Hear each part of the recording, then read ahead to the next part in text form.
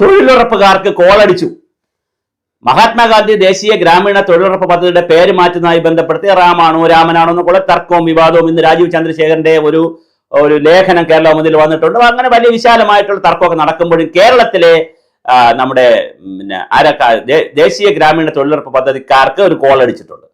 അതുകൊണ്ട് തന്നെ അതിലെ എല്ലാ ആളുകളും ഈ വീഡിയോ കാണണം. ആ കോൾ എന്ന് പറയുന്നത് നമ്പർ NREGA 319/2023, ഡേറ്റ് തീയതി 7/8/2025, 2-3 മാസം മുമ്പ് 7/8/2025 മിഷൻ ഡയറക്ടറായിട്ടുള്ള നിസാമുദ്ദീൻ IAS അവർ മിഷൻ അദ്ദേഹം അഡീഷണൽ ചീഫ് സെക്രട്ടറി തദ്ദേശ വകുപ്പ് DDക്ക് ഒരു കത്ത് അയച്ചിരുന്നു. ആ കത്തിൽ പറയുന്ന ശമ്പള പരിഷ്കരണം 2021 ശേഷം ഇതുവരെ ശമ്പളം കൂട്ടി കൊടുത്തിട്ടില്ല, അങ്ങനെ ശമ്പളം കൂട്ടി കൊടുക്കണമെന്നുള്ള ഒരു കണക്ക് കൊടുത്തു. ആ കണക്ക് അംഗീകരിച്ചിരിക്കുന്നു. അപ്പോൾ നമ്മുടെ പ്രേക്ഷകർക്ക് വേണ്ടി നമ്മൾ തൊഴിലുറപ്പ് ഒരുപാട് വീഡിയോ ചെയ്യുന്നവരാണ്, നല്ല റീച്ച് ഉള്ളതാണ് ഞങ്ങൾക്ക്. അതുകൊണ്ട് തന്നെ ഈ വീഡിയോ കൂടി ചെയ്യുന്നു.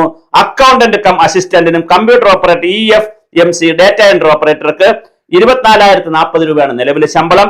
അത് 32,550 രൂപ ആയിട്ട് മാറുന്നു. അത് അവർക്ക് ഈ ഗവേണൻസ് മറ്റു കാര്യങ്ങളൊക്കെ വന്നത് കൊണ്ടാണ് അങ്ങനെ ഒരു ശമ്പള പരിഷ്കരണ മാറ്റം വരുന്നത്. NREGS ഓവർസിയർമാരുടെ ശമ്പളം 24,040 രൂപയും പിന്നെ 1,500 രൂപ PTM ഉണ്ട്, പെർമനന്റ് ട്രാവൽ അലവൻസ്. അത് 32,550 രൂപയായി മാറുന്നു. മറ്റ് അക്രഡിറ്റഡ് എഞ്ചിനീയറുടെ ഒരു എമൗണ്ട് ഒന്നുണ്ട്, ഞാൻ പറയാം. അത് അങ്ങനെ അക്രഡിറ്റഡ് എഞ്ചിനീയർക്കും ഒരു കണക്ക് മാറിയിട്ടുണ്ട്. ജില്ലാ ITP ഓഫീസറുടെ ITP ആയിട്ട് പ്രവർത്തിക്കുന്ന ആളിന് 31,460 എന്നുള്ളത് 37,800 ആയി മാറിയിട്ടുണ്ട്. അതുപോലെ തന്നെ സ്റ്റേറ്റ് ITPക്ക് ആണെങ്കിൽ 35,300 എന്നുള്ളത് 46,230 രൂപയായി മാറിയിട്ടുണ്ട്. അസിസ്റ്റന്റിൻ്റെത് 21,175 എന്നുള്ളത് 23,410 മാറിയിട്ടുണ്ട്. ജില്ലാ എഞ്ചിനീയറത് 44,020 എന്നുള്ളത് 46,230 മാറിയിട്ടുണ്ട്. അതുപോലെ തന്നെ സ്റ്റേറ്റ് EFMS കൺസൾട്ടന്റിന് 50,000 പ്ലസ് 1,000 രൂപ ടെലിഫോൺ അലവൻസ് ഉള്ള, കാരണം അദ്ദേഹം ധാരാളം ആളുകളെ ഫോൺ വിളിക്കേണ്ടതൊക്കെ ഉണ്ട്, അലവൻസ് ഉള്ളത് 60,410 രൂപ ആയിട്ടുണ്ട്. അപ്പൊ ഇത്രയും രൂപയാണ് ഇതിനെ സംബന്ധിച്ച് വന്നിരിക്കുന്ന ഒരു കണക്ക്. പിന്നെ വളരെ പ്രധാനപ്പെട്ട ഒരു കാര്യം, അക്രഡിറ്റഡ് എഞ്ചിനീയറുടെ കണക്ക് എത്ര എന്നൊരു ചോദ്യമുണ്ട്. അവരുടേത് 37,500 ആണ് പ്രപ്പോസൽ പോയതെങ്കിലും അത് 46,230 ആയി മാറിയിട്ടുണ്ട്. അപ്പോ 37,500 നിന്ന് 46,200 ആയിട്ട് അക്രഡിറ്റഡ് എഞ്ചിനീയർമാരുടെ പൈസ മാറുന്ന ഒരു രീതിയുണ്ട്. കഥ എവിടെ വെച്ചിട്ടാണ് അത് സംഭവിച്ചെന്നറിയില്ല. അത് ചിലപ്പോ ഈ ഇടപെടലുകൾ വരുന്ന കൂട്ടത്തിൽ അത് മാറിയിട്ടുണ്ട്. എന്തായാലും വളരെ വലിയ രീതിയിലാണ് ശമ്പള വർധന കൊടുക്കുന്നത്. ഈ ശമ്പള വർധന കിട്ടുന്നതിന് വേണ്ടി CITയുടെ വലിയ ഇടപെടൽ ഉണ്ടെന്നറിയുന്നു. അവർ റെപ്രസെന്റേഷൻ കൊടുത്തിട്ടുണ്ട്. സ്വാഭാവികമായിട്ട് അത് പിന്നെ NREGSന്റെ എംപ്ലോയീസിന്റെ അതിന്റെ തൊഴിലാളി സംഘടനയുടെ CITന് വലിയ റോൾ ഉണ്ടെന്നറിയുന്നു. INTUCക്കാർ ഇത് റെപ്രസെന്റ് ചെയ്തിട്ടുണ്ടെന്ന് അറിയുന്നു. അങ്ങനെ എല്ലാവരും വിവിധ ആളുകൾ റെപ്രസെന്റ് ചെയ്തിട്ടുണ്ടെങ്കിലും CITയുടെ റെപ്രസെന്റേഷൻ ആയിരിക്കുമല്ലോ ഗവൺമെന്റ് എപ്പോഴും മുൻതൂക്കം കൊടുക്കാതെ, അവരുടെ ഭരണമാണല്ലോ ഉള്ളത്. അപ്പൊ എന്തായാലും LSGD അഡീഷണൽ സെക്രട്ടറിക്ക് കത്ത് പോയി, അത് ഗവൺമെന്റ് അംഗീകരിച്ചു എന്നാണ് അറിയുന്നത്. ഫിനാൻസ് വകുപ്പിൽ നിന്ന് അത് തത്വത്തിൽ അംഗീകരിച്ചിട്ടുണ്ട്. 1-2 ദിവസത്തിനകം ഇതിന്റെ ഈ ഉത്തരവ് ഇറങ്ങാനുള്ള എല്ലാ സാധ്യതയുണ്ട്. മറ്റ് തൊഴിലുറപ്പുകാർക്ക് കിട്ടിയിരിക്കുന്ന മറ്റ് ചില അഡ്വാൻറ്റേജുകളുണ്ട്.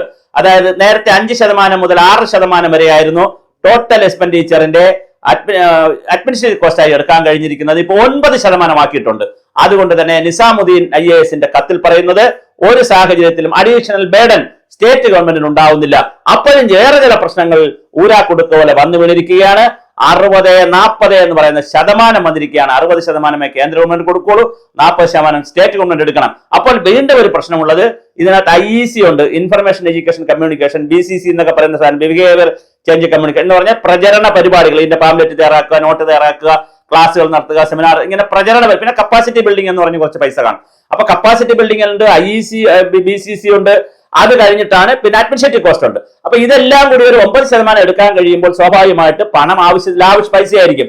പക്ഷെ വേറൊരു പ്രശ്നമുണ്ട്. ഇപ്പോ അടുത്ത് വരുന്ന ഒരു പ്രശ്നമുണ്ട്.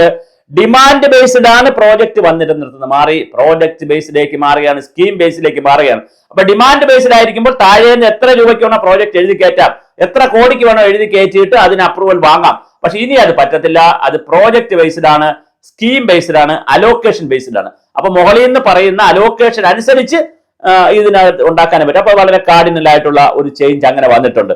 അതുപോലെ തന്നെ 125 ദിവസം 100 ദിവസം എന്നുള്ള ജോലി 125 ദിവസം ആക്കിയിട്ടുണ്ട്. അത് അത് ജനങ്ങളെ സംബന്ധിച്ചിടത്തോളം വലിയ സന്തോഷമാണ്. അപ്പോൾ കേന്ദ്ര ഗവൺമെന്റിന്റെ മറ്റ് മഹാത്മാഗാന്ധിയുടെ പേര് മാറ്റിയ പ്രശ്നമുണ്ട്, 60-40 സ്റ്റേറ്റിനെ ബാധിക്കുന്ന പ്രശ്നമുണ്ട്, അതുപോലെ പിന്നെ മറ്റ് പല പ്രശ്നങ്ങളും ഉണ്ട്.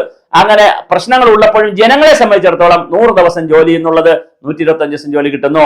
ഒരാഴ്ചക്കകത്ത് പൈസ മാറിക്കൊടുക്കണം, ഒരാഴ്ചക്കകത്ത് ബില്ല് റെഡിയാക്കണം, 2 ആഴ്ചക്കകത്ത് മാറ്റി കൊടുക്കണം.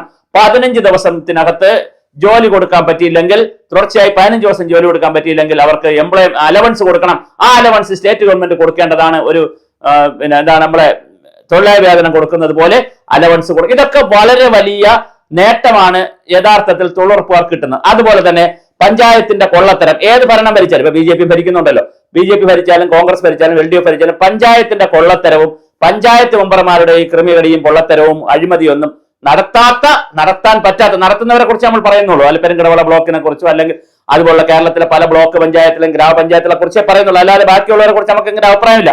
അങ്ങനെ അഴിമതി നടത്തുന്നതിനെ ചെറുക്കുവാനുള്ള പുതിയ ഗ്രിഡ് ഇതിനകത്ത് ഉണ്ടാക്കിയിട്ടുണ്ട്. അപ്പൊ അത് വലിയ രീതിയിൽ ജനങ്ങൾക്ക് നല്ലതാണ്. അപ്പൊ ഏത് കാര്യം ചെയ്യുമ്പോൾ 2 തരത്തിലാണല്ലോ. ഒന്ന് സംവിധാനത്തിനൊരു തടസ്സം വരും, സംവിധാനങ്ങൾക്ക് തടസ്സം വരും. പഞ്ചായത്ത് രാജ് സംവിധാനങ്ങളെ ഓവർടേക്ക് ചെയ്തുകൊണ്ട്, വികേന്ദ്രീകൃത ആസൂത്രണം ഓവർടേക്ക് ചെയ്തുകൊണ്ട് പോകുന്ന കാഴ്ചപ്പാടുണ്ടെന്ന് പറയുന്ന ഒരു പ്രശ്നമുണ്ട് ഇവിടെ. അത് പറയുമ്പോൾ തന്നെ ഇപ്പുറത്ത് ഞാൻ ഈ പറഞ്ഞ പോലെ ജനങ്ങൾക്ക് ഗുണം കിട്ടുന്ന രീതിയിലാണ് തൊഴിലുറപ്പ് പോകുന്നത്. അപ്പോൾ കേന്ദ്ര ഗവൺമെന്റിന്റെ ഈ പുതിയ ഗൈഡ് ലൈൻ വരുന്നതനുസരിച്ച്, അല്ലെങ്കിൽ പൊളിച്ചെഴുതിയ പുതിയ guide line, revised guide line അനുസരിച്ച് 100 ദിവസം 125 ദിവസം ആവുകയും 15 ദിവസത്തിനകത്ത് ജോലി കൊടുത്തില്ലെങ്കിൽ പിന്നെ സർക്കാർ അലവൻസ് കൊടുക്കണമെന്ന് പറയുകയൊക്കെ ചെയ്യുന്ന വളരെ മനോഹരമായിട്ടുള്ള കാര്യവും അഴിമതി പിടിക്കാനുള്ള ചില നടപടികളും ഒക്കെ പിടിച്ചു വന്നപ്പോൾ പഞ്ചായത്തിന് നിന്നുള്ള അധികാരം പോയി. പഞ്ചായത്തിനോട് വെച്ചുകൊണ്ട് എങ്ങനെ ഇത് പിടിക്കാമെന്നുള്ളതിനെ സംബന്ധിച്ച് കേന്ദ്ര ഗവൺമെന്റ് ഒന്നും പറയുന്നില്ല. അങ്ങനെ ഒരു പ്രശ്നമുണ്ട്. അപ്പൊ അതെന്തായാലും പോയി. പക്ഷെ ഇപ്പുറത്ത് നോക്കുമ്പോൾ ഞാൻ ഈ പറഞ്ഞതുപോലെ അക്രഡിറ്റ് എഞ്ചിനീയർമാർ മുതൽ അക്കൗണ്ടന്റ് വരെയുള്ള എല്ലാവർക്കും, DTP ഓപ്പറേറ്റർ എല്ലാവർക്കും വലിയ ശമ്പള വർധനമാണ് കിട്ടിയിരിക്കുന്നത്. അത് ഞാൻ ഈ പറഞ്ഞ പോലെ നിസാമുദ്ദീൻ IAS അവരുടെ ഒരു മുൻകൈയാണ്. അദ്ദേഹം ഇത്തരം കാര്യങ്ങളോടൊക്കെ താല്പര്യമുള്ള വ്യക്തിയാണ്. അപ്പൊ അദ്ദേഹത്തിന്റെ ഒരു മുൻകൈയുണ്ട്. ഗവൺമെന്റിലേക്ക് എഴുതി, അത് പിന്നെ LSTD അത് ഫിനാൻസിലേക്ക് പോയി, ഫിനാൻസിൽ ഇത് ഓർഡറായി. ഇനി LSTDയിൽ വന്നതിന് ശേഷം കൃത്യമായി ഉത്തരവ് 2 ദിവസത്തിനകം ഇറങ്ങാൻ സാധ്യതയുണ്ട്. അതുകൊണ്ട് തന്നെ പരമാവധി ആളുകൾ ഈ വീഡിയോ കാണുക. ഞങ്ങളുമായും ഞങ്ങളെന്നും നിങ്ങളുടെ എല്ലാ പ്രശ്നങ്ങളും, തൊഴിലുറപ്പുകാരുടെ നിരവധി വീഡിയോസ് ഞങ്ങൾ ചെയ്തിട്ടുണ്ട്.